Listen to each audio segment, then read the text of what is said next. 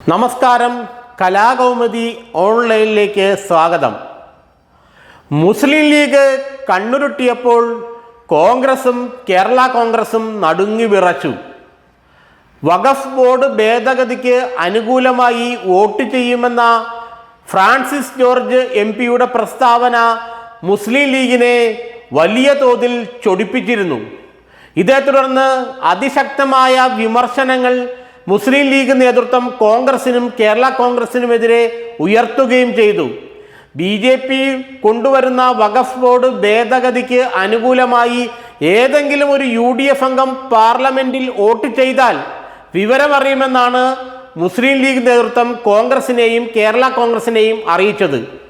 അങ്ങനെ വഖഫ് ബോർഡ് ഭേദഗതിക്ക് അനുകൂലമായി ഞാൻ വോട്ട് ചെയ്യുമെന്ന് മുനമ്പത്ത് നിന്ന് പ്രസംഗിച്ച ഫ്രാൻസിസ് ജോർജ് MP, കോട്ടയം MP ഫ്രാൻസിസ് ജോർജ് പത്തിമടക്കി.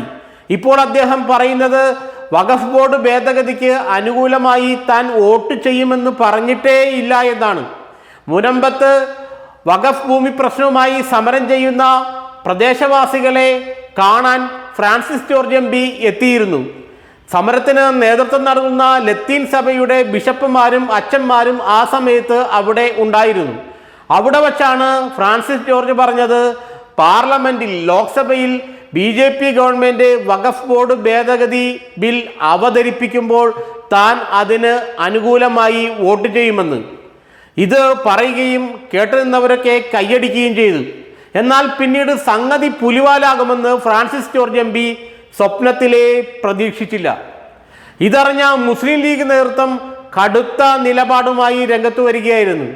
കോൺഗ്രസ് നേതൃത്വത്തെയും കേരള കോൺഗ്രസ് നേതൃത്വത്തെയും വിളിച്ച് തങ്ങളുടെ അസംതൃപ്തിയും അതൃപ്തിയും ലീഗ് നേതൃത്വം അറിയിച്ചു. കേരളത്തിലെ 19ഓളം UDF അംഗങ്ങൾ പൂർണ്ണമായും ഈ ഭേദഗതിക്ക് എതിരെ വോട്ട് ചെയ്യുമെന്നാണ് ലീഗ് നേതൃത്വം അവകാശപ്പെടുന്നത്. അല്ലെങ്കിൽ തങ്ങളുടെ അണികൾക്ക് മുന്നിൽ ലീഗ് നേതൃത്വം പറയുന്നത് അതാണ്. ഏതെങ്കിലും ഒരു UDF അംഗം അല്ലെങ്കിൽ UDFന്റെ MP പാർലമെന്റിൽ വഖഫ് ബോർഡ് ഭേദഗതിക്ക് അനുകൂലമായി വോട്ട് ചെയ്താൽ അതോടുകൂടി UDFൽ മുസ്ലിം ലീഗിന്റെ നില പരിങ്ങലിലാവും. എന്നാൽ കേരള കോൺഗ്രസിലെ ഫ്രാൻസിസ് ജോർജിനാകട്ടെ കത്തോലിക്ക സഭയെയും അച്ഛന്മാരെയും പിതാക്കന്മാരെയും പിണക്കാൻ വയ്യ. അച്ഛന്മാരും പിതാക്കന്മാരുമാണെങ്കിലോ വഖഫ് ബോർഡ് ഭേദഗതിക്ക് അനുകൂലവുമാണ്. കാരണം മുനമ്പത്തെ ഭൂമി വഖഫ് ഭൂമിയല്ലെന്നും ആ ഭൂമിയിൽ താമസിക്കുന്നവർക്ക് അവിടെ താമസിക്കാനുള്ള അവകാശമുണ്ടെന്നുമുള്ള പ്രഖ്യാപനമാണ് സമരസമിതിയും സഭാപിതാക്കന്മാരും നടത്തുന്നത്. BJP ഗവൺമെന്റ് വഖഫ് ബോർഡ് ഭേദഗതി കൊണ്ടുവരുന്നത് തന്നെ ഇത്തരത്തിലുള്ള കുടിയിറക്ക് തടയാനാണെന്നും അതുകൊണ്ട് ആ ഭേദഗതിക്ക് ഒപ്പം നിൽക്കണമെന്നുമാണ് ക്രിസ്ത്യൻ മത മേലധ്യക്ഷന്മാർ പറയുന്നത്. ഫ്രാൻസിസ് ജോർജിനാകട്ടെ ക്രൈസ്തവ മത മേലധ്യക്ഷന്മാർ പറയുന്നത് അനുസരിക്കാനേ പറ്റുകയുള്ളൂ. ഇതുകൊണ്ടാണ് അദ്ദേഹം മുനമ്പത്ത് ചെന്ന് വഖഫ് ബോർഡ് ഭേദഗതി വരുമ്പോൾ അതിന് അനുകൂലമായി വോട്ട് ചെയ്യുമെന്ന് പറഞ്ഞത്.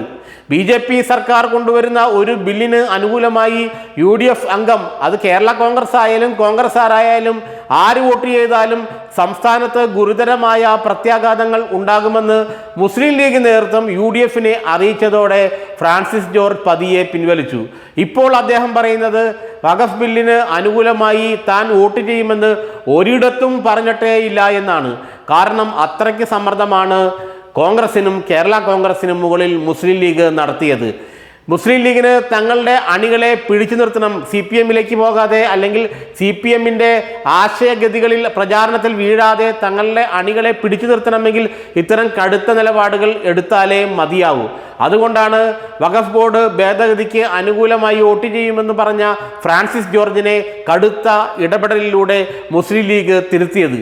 എന്നാൽ ഫ്രാൻസിസ് ജോർജിന്റെ ഈ ഇടപെടൽ അല്ലെങ്കിൽ ഈ പിന്തിരിയലിനെതിരെ ക്രൈസ്തവ സഭകളിൽ വലിയ അസംതൃപ്തി ഉണ്ടെങ്കിലും തൽക്കാലത്തേക്ക് UDF നേതൃത്വം തല ഊരിയെടുത്ത അവസ്ഥയിലാണ്. കാരണം മുസ്ലിം ലീഗിനെ പിണക്കിക്കൊണ്ട് കോൺഗ്രസിനും കേരള കോൺഗ്രസിനും UDFലെ ഒരു കക്ഷിക്കും നിലനിൽക്കുക സാധ്യമല്ല.